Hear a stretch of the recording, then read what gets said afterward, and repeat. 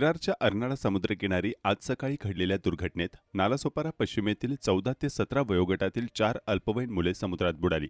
यापैकी दोघांना पोलीस आणि होमगार्ड जवानांनी धाडसाने वाचवले, तर अन्य दोघे जण बेपत्ता असून त्यांचा शोध सुरू आहे। आज सकाळी सुमारे 9:45 ही चारही मुले समुद्रात उतरण्याचा प्रयत्न करत असताना किनाऱ्यावर गस्त घालणाऱ्या पोलीस अंमलदार, पुरुष होमगार्ड आणि महिला होमगार्ड यांनी त्यांना समुद्रात उतरू नये अशी सूचना देत हटकले।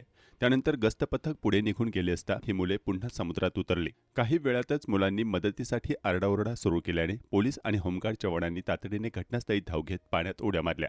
त्यांनी 2 मुलांना सुरक्षित बाहेर काढले, मात्र उर्वरित दोघांना समुद्राच्या जोरदार लाटांनी आतमध्ये खेचल्याने ते बेपत्ता झाले। विशेष म्हणजे अर्नाळा समुद्रकिनारी 30 सप्टेंबरपर्यंत समुद्राच्या पाण्यात उतरण्यास पोलिसांकडून बंदी आदेश लागू करण्यात आला आहे। याबाबतचे इशारे देणारे फलकही अर्नाळा सागरी पोलिसांनी समुद्रकिनारी लावले आहेत। तरीही या सूचनांकडे दुर्लक्ष केल्याने ही दुर्घटना घडल्याची प्राथमिक माहितीतून समोर आली आहे। सध्या जीवरक्षक, सर्च क्लब, अग्निशमन दल आणि पोलीस विभाग यांच्या संयुक्त पथकाकडून बेपत्ता दोन्ही मुलांचा युद्धपातळीवर शोध सुरू आहे।